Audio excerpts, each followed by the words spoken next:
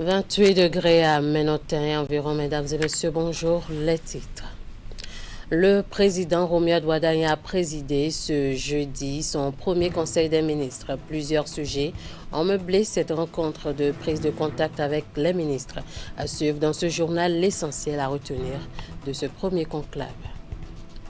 Un briefing média d'information et de sensibilisation des professionnels des médias sur les actions menées par The Hunger Project dans le cadre de l'insécurité alimentaire au Bénin, ceci en lien à la célébration de la journée mondiale de la faim. Les précisions à suivre. Et puis, la place de l'Amazone a reçu du monde dans la soirée du mercredi, jour de célébration de la Tabaski. Après les réjouissances dans les maisons, certains ont choisi ce lieu pour continuer les festivités. Le constat fait par nos équipes à suivre dans un instant. À nouveau, bonjour. Réuni à l'occasion de son premier conseil des ministres, le gouvernement Wadagne a décidé de réduire la fréquence des rencontres ministérielles. Désormais, les sessions hebdomadaires du mercredi laisseront place à une séance mensuelle, une réorganisation présentée comme un levier d'efficacité pour renforcer le travail des comités interministériels. Les explications du ministre porte-parole du gouvernement à l'issue de la rencontre de ce jeudi 29-28 mai 2026. S'agissant de l'organisation du travail, le président de la République a expliqué que le Conseil des ministres se réunira désormais en session ordinaire selon une périodicité mensuelle, soit tous les premiers mercredis du mois, ce qui n'exclut pas des sessions extraordinaires en cas de besoin. Dans cette logique, le comité interministériel se tiendra de façon bimensuelle, soit les premiers et troisièmes lundis du mois. À noter qu'entre les sessions du comité interministériel et du Conseil des ministres, des conseils de cabinet se tiendront avec les ministres sectoriels sur des thématiques spécifiques chaque fois que nécessaire. Enfin, le chef de l'État a exhorté les membres du gouvernement à se mettre résolument à l'œuvre, avec la conviction que par le travail de qualité qui sera mené, notre pays progressera davantage et que les conditions de vie des populations s'en trouveront de plus en plus améliorées. Interrogé sur la représentativité des 12 départements au sein du premier gouvernement du président Romuald Wadagne, Wilfrid Léon-Bédi a apporté des précisions sur les critères ayant guidé ce choix. Selon lui, la composition de l'équipe gouvernementale vise à assurer une représentation des différents groupes sociolinguistiques du pays au sein des instances de décision. Suivant ces explications. Votre constat, il est juste qu'effectivement, tous nos 12 départements sont représentés au sein de ce gouvernement. Ce qui justifie le choix du président de la République, c'est le désir d'assurer un équilibre entre les régions du pays afin que tout soit effectivement autour de la table de prise de décision. Et si vous devriez même faire plus attention, vous noterez qu'à l'intérieur des départements, on a fait l'effort pour que les principaux groupes sociolinguistiques soient représentés afin que toutes les sensibilités majeures du pays soient autour de cette table, participent à la prise de décision. C'est un choix de faire se sentir concerné l'ensemble de nos populations, eu égard aux conditions de l'élection du président de la République qui a bénéficié d'un large soutien de partout le pays. Donc c'est cet objectif-là, afin qu'à l'arrivée, chacun ait la satisfaction d'avoir contribué à cette action et aux résultats qui ne manqueront pas d'être au rendez-vous. Le monde entier a célébré ce jeudi 28 mai 2026 la journée mondiale de la faim. Pour marquer cette célébration, l'ONG The Hunger Project Bénin organise à Cotonou un grand briefing média pour partager avec les professionnels des médias les actions menées ces dernières années et celles en cours pour éradiquer l'insécurité alimentaire au Bénin. Les organisateurs n'ont pas manqué de présenter les objectifs et missions de l'organisation à l'assistance. Voici les précisions dans ce reportage signé Ingrid Day et Moufid Sabouron.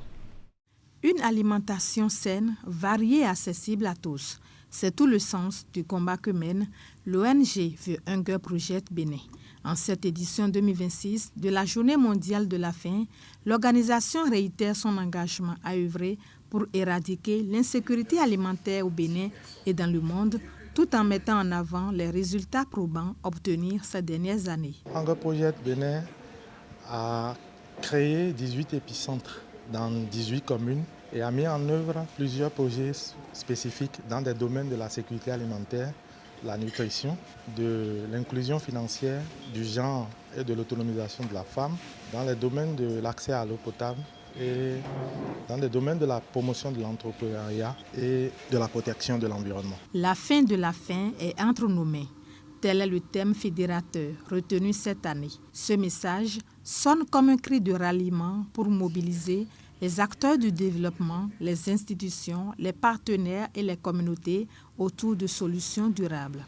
Que nous soyons des institutions, des médias, des partenaires, des communautés ou simplement des citoyens, nous sommes un maillon indispensable de la solution. Plus que jamais, accélérons cette transformation. Ensemble, brisons le cycle. Ensemble, agissons. Rendons le combat contre la faim visible, car la solution est effectivement dans nos mains. Malgré les nombreuses actions menées par le gouvernement et The Hunger Project, la situation reste préoccupante. Selon l'organisation, plus de 36% des enfants de moins de 5 ans accusent des retards de croissance et 26% des ménages souffrent d'insécurité alimentaire, particulièrement en milieu rural. Consciente de ces défis, l'ONG ne compte pas s'arrêter en de si bons chemins. De nombreux projets sont en cours et de nouvelles initiatives seront bientôt lancées pour remporter cette lutte vitale. Au cœur des préoccupations tous les 28 mai au niveau de la communauté internationale, l'hygiène menstruelle, ce sujet autrefois tabou et très peu discuté en public, commence par être abordé dans plusieurs milieux pour faciliter une meilleure compréhension des adolescents et des jeunes. Certaines écoles ont réussi l'exploit de former des pères éducateurs qui aborderont des sujets sensibles avec leurs camarades afin de créer une ambiance de confiance et de solidarité autour des filles. C'est une initiative du gouvernement du Bénin soutenue par des partenaires techniques et financiers. L'objectif est d'aider les filles à mieux gérer leur hygiène menstruelle et éviter les grossesses précoces et la déscolarisation. Une de nos équipes a suivi une séance des pères éducateurs au CEG Banikwara. Suivons plutôt. Merci. Nous sommes là aujourd'hui pour vous faire une sensibilisation sur le port des serviettes hygiéniques. Une sensibilisation sur le port des serviettes hygiéniques. Ces élèves du Collège d'enseignement général de Banikwara brisent les tabous liés à la santé sexuelle reproductive et surtout à la gestion de l'hygiène menstruelle. Et c'est en pleine récréation qu'ils sensibilisent leurs camarades. Et pour les couches traditionnelles, on plie ça et ensuite on place. Et la partie où le sang va rester, la partie là doit être un peu épaisse. Et concernant des couches recyclables, ça a des boutons. Donc quand on place ça sur le slip, on pince ça derrière pour que ça aussi, ça ne tombe pas. Pour les couches jetables, il y a des parties qui ont de colle qui vont garder le slip. Donc on colle la partie là.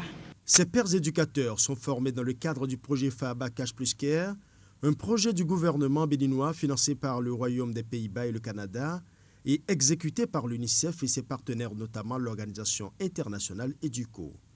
Le choix des pères éducateurs relève d'une étude minutieuse. Les enfants pères éducateurs sont des enfants d'abord modèles dans leur communauté qui travaillent bien, qui ont une bonne mode de vie et qui sont désireux de pouvoir aider leur communauté. Ce sont eux que nous avions, avec l'aide de l'administration, identifiés au sein de l'école, à qui nous avions administré diverses formations et eux, à leur tour, ils relaient ces informations-là de façon périodique auprès de leurs pairs.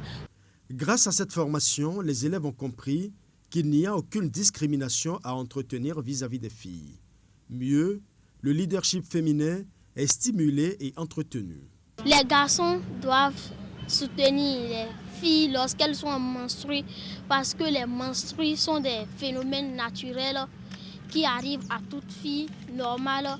Au-delà de la gestion de l'hygiène menstruelle, cette opération participe sensiblement au maintien des filles à l'école parce qu'elle réduit les cas de grossesse précoce et surtout les décrochages scolaires.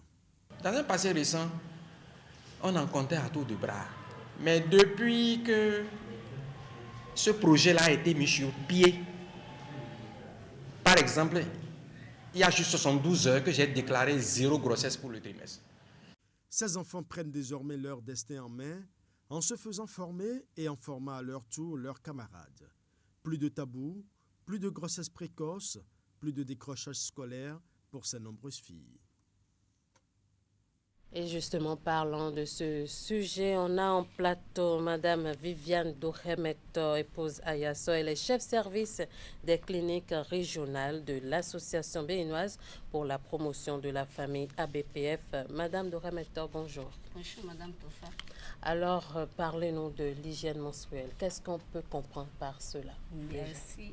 C'est un plaisir pour moi d'être invitée sur ce plateau. Et l'hygiène menstruelle se désigne comme l'ensemble des pratiques et soins qui permettent aux femmes et aux jeunes filles de gérer leurs règles dans des conditions de sécurité, de dignité et de confort. Et elle englobe l'accès à l'utilisation des protections adéquates, à l'accès à des infrastructures privées pour se changer et ainsi à l'accès à l'eau et au savon pour l'hygiène corporelle. Alors, dites-nous un peu quels sont les risques liés à une mauvaise hygiène menstruelle. Merci. Et pour une mauvaise hygiène menstruelle, il y a plusieurs risques. Nous avons les risques sanitaires physiques, à savoir l'utilisation prolongée et l'usage des matériaux insalubres comme les chiffons, les papiers qui donnent des infections génitales et des infections urinaires. Il y a aussi l'abondance des règles qui donne la carence importante en fait. C'est ça qu'on appelle anémie. Nous avons l'inconfort physique, c'est-à-dire le manque d'accès à des produits appropriés qui provoquent des douleurs et pelviennes, des démangeaisons, des fuites. Et quant aux risques psychosociaux et éducatifs, il y a l'absentéisme et social ou professionnel, c'est-à-dire pour des fuites, des absences de toilettes privées. Et il y a certaines jeunes filles qui manquent les cours parfois, qui manquent les cours ou le boulot. Nous avons aussi la précarité menstruelle qui engendre un sentiment de honte et une faible estime de soi et une détresse psychologique, souvent exacerbée par un tabou qui entoure les règles. Toujours dans le sens des risques psycho, nous avons toujours dans les risques psycho et éducatifs, nous avons dans certains contextes certaines femmes qui se restreignent de leur activité quotidienne et sociale. Merci beaucoup à vous. Mais quelles sont les caractéristiques d'une bonne hygiène menstruelle? Merci Madame Tofa. Pour une bonne hygiène menstruelle, il faut éviter tout d'abord les bains, c'est-à-dire les piscines et autres. Et la femme ou la jeune fille doit respecter rigoureusement l'hygiène corporelle, c'est-à-dire changer la couche toutes les 3 heures, toutes les 6 heures. Et elle doit se laver les mains avant et après avoir manipulé les protections. Et elle doit observer une alimentation saine, c'est-à-dire consommer assez de fruits, assez de légumes. Et elle doit aussi éviter de jeter les couches, si c'est des couches modernes, éviter de les jeter dans les poubelles.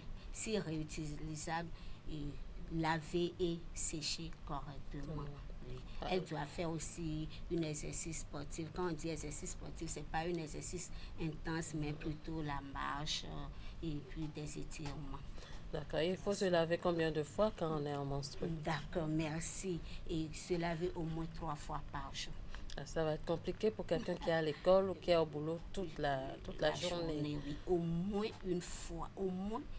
C'est-à-dire, quand je dis une fois, le matin et le soir, puisqu'elle va le matin pour revenir le soir, elle doit se laver le matin et le soir pour se laver. Mais veiller à changer les couches. Justement. Et surtout le dessous. D'accord. L'hygiène, parce que l'utilisation, comme je l'ai dit tout à l'heure, l'utilisation prolongée donne des irritations. Donc, il faut des dessous bien propres. Alors, un mot sur ces serviettes que nous... dont on fait la promotion ces derniers temps, c'est-à-dire les serviettes réutilisables. Merci. Et j'ai un exemple ici, c'est des serviettes réutilisables qui sont très économiques et disponibles localement, durables et surtout elles sont destinées à être utilisées sur un long terme.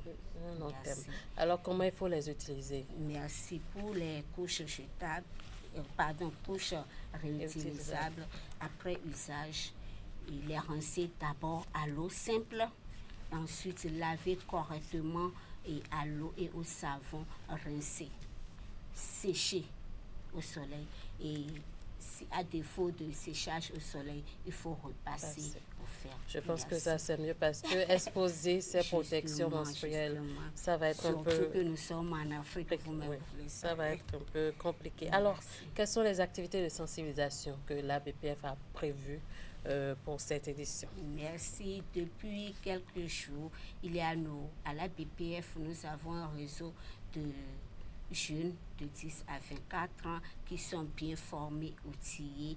Donc, ces jeunes sont présentement dans la communauté en train de faire la sensibilisation à leurs pairs. Et la BPF a organisé aussi une formation à l'endroit des jeunes apprentis, surtout sur la confession. Cette couche que vous voyez, ce sont les jeunes du mouvement d'action des jeunes qui l'ont réalisé. Oui. Et aussi, à la BPF, nous avons une cellule de communication très brillante qui fait depuis quelques jours, qui fait une communication autour de la gestion hygiénique des monstres.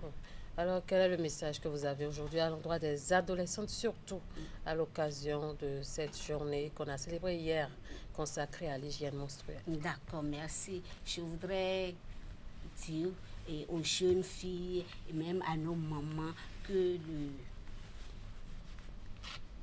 la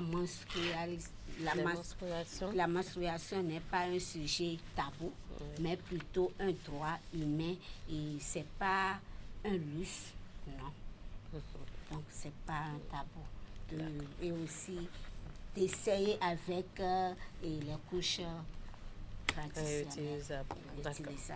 Merci beaucoup à vous, Madame Doré-Mettor, épouse Ayossor. Je rappelle que vous êtes chef des cliniques régionales à l'association béninoise pour la promotion de la famille ABPF. Merci d'être passé sur ce plateau. Nous allons poursuivre avec cette édition. L'heure est à la révision des épreuves à l'école primaire publique de Zobo. Groupe D, alors que le 1er juin, jour du lancement officiel des épreuves du certificat d'études primaires 2026, approche à grands pas, enseignants et écoliers se sont lancés dans une intense révision. Ceci pour permettre, bien sûr, aux candidats d'affronter les épreuves avec sérénité. À quelques jours donc de l'échéance, une équipe de Canal 3 a fait une immersion bien sûr dans cet établissement pour voir comment se prépare l'examen du CEP. Voici les précisions avec Ingrid Day et Elvis Tournoquois.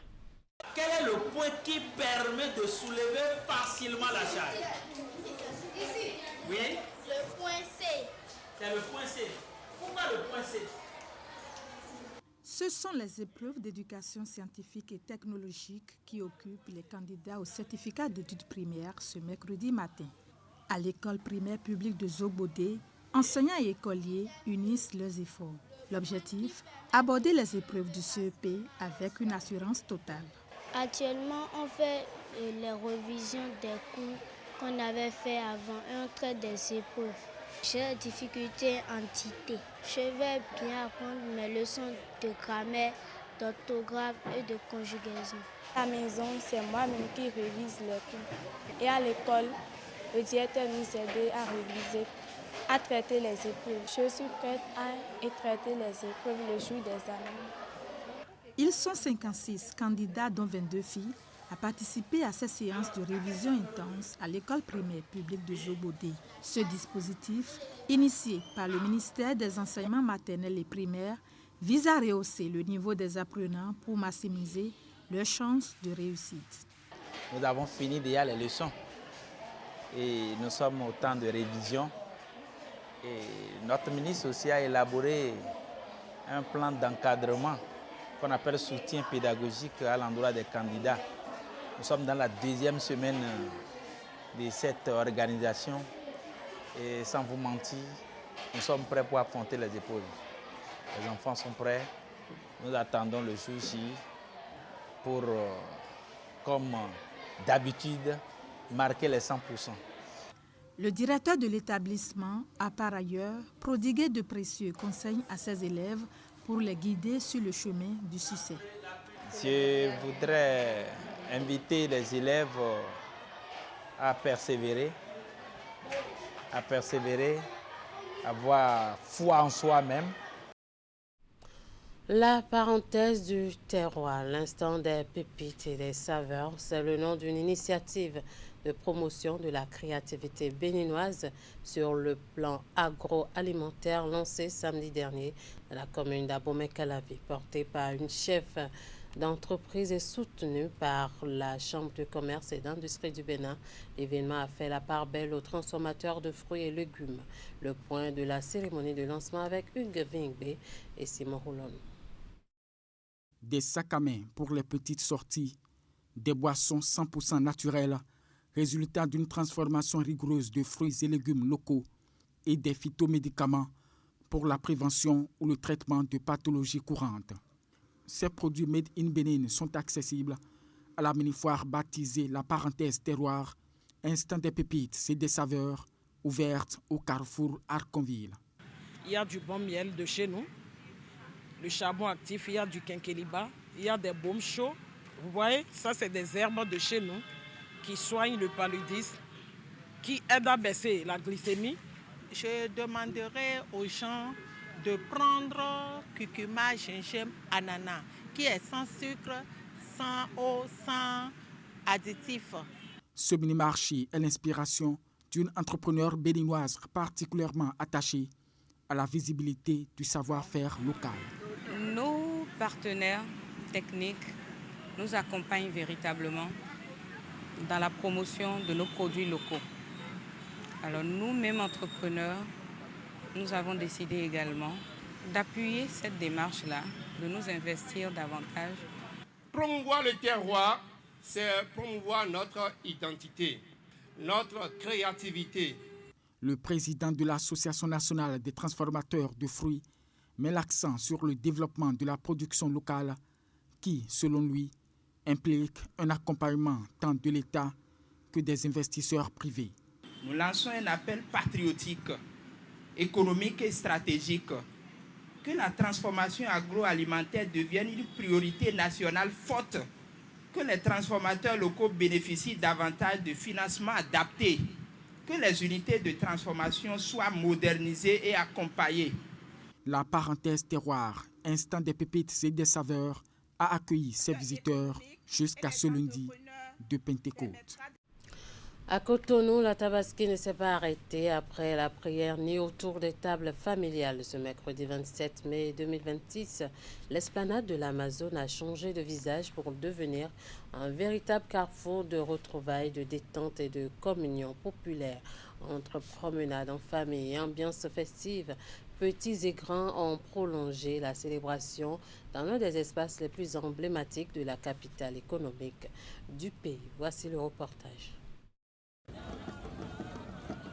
Une place publique pleine à craquer.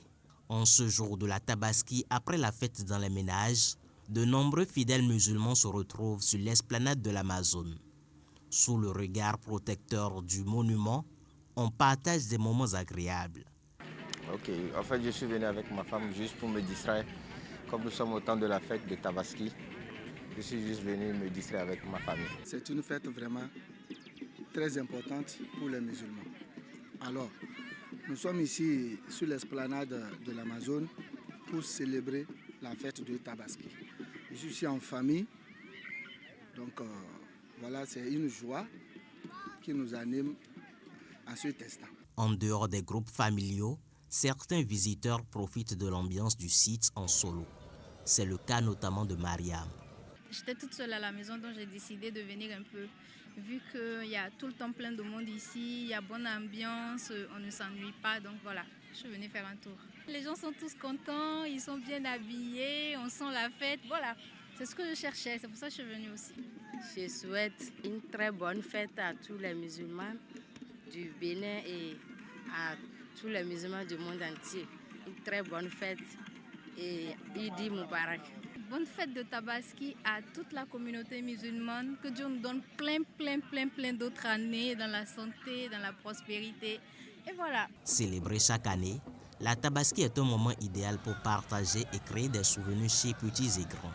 Pour ce faire, à Cotonou et environ, les attractions comme la place de l'Amazone inaugurée en 2022 sont mises à contribution. On va parler sport pour finir. La trêve internationale de football est lancée depuis quelques jours et dans le cadre des journées FIFA de juin 2026, les Guépards du Bénin poursuivent leur regroupement à Cotonou. Au lendemain de leur retour, donc, leur toute première séance d'entraînement sur la pelouse était au stade général de Mathieu Kérékou de Cotonou et depuis le retour bien sûr de la CAN.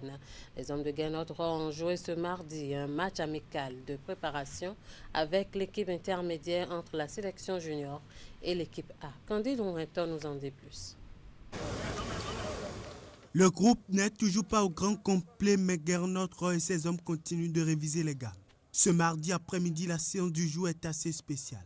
Les Guépards défient le jaune frais de la catégorie des moins de 23 ans dans l'antre du stade général Mathieu Kérékou. Un match de préparation entre Guépards seniors et ceux des moins de 23 ans qui sert de plateau d'évaluation du groupe, mais particulièrement des nouveaux joueurs. Dans son 11 de départ pour cette opposition en interne de 3 fois 30 minutes, le technicien franco-allemand aligne le jeune défenseur Amadou Amiro qui honore sa toute première sélection et seulement 3 titulaires habituels. Marcel Dandinou dans les buts, Dodo Dokou en milieu de terrain et Mohamed Tidjani en défense avec le brassard de capitaine.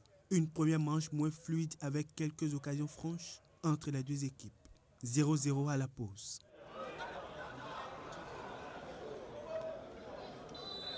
Pour la deuxième manche, les deux équipes modifient leur effectif de départ. Du côté des seniors, Guinotro envoie Sartuna Laboué dans les buts et procède à quelques changements au niveau de sa charnière offensive avec l'entrée en jeu de Jordel Dossou. Le numéro 20 béninois n'était pas loin d'être passeur décisif sur un centre repris par Rabiou Sankamao. C'est au cours de la dernière demi-heure que les seniors vont finalement réussir à faire trembler les filets. Fauché dans la surface de réparation, Jordel Dossou obtient un pénalty décisif qui sera ensuite transformé par Saïd Ngobi, le jeune sociétaire de l'ASPAC dans le dernier quart d'heure de jeu. Le haut niveau, c'est ça, une erreur, ça ne pardonne pas et on s'est fait piéger. Aujourd'hui, on a perdu sur le pénalty, c'est encourageant pour les U23. Score final, 1-0 pour les Guépards seniors devant la sélection U23. C'est un très bon match et je vois qu'il y a beaucoup de potentiel dans la sélection U23 et c'est un plaisir pour nous, quoi. Alors ce qui était intéressant, c'est de voir les nouveaux joueurs qui ont joué pour la première fois. notamment Amidou Amarou, qui a fait des bonnes choses, qui a fait 3 fois 30 minutes. Ensuite, on a vu Glélé pour la première fois avec nous également. Donc, c'est aussi l'occasion pour moi de voir s'il y a parmi les U23 qui ne sont pas encore avec nous, des joueurs qu'on pourrait éventuellement récupérer pour l'équipe A. Après ce match en interne, l'équipe senior va poursuivre sa préparation en prélude aux 2 matchs amicaux prévus dans le cadre des journées FIFA de juin 2026. Merci à vous de nous avoir suivis. Merci à toute l'équipe de rédaction, de réalisation et de diffusion. Passez un très bel après-midi en compagnie de nos programmes.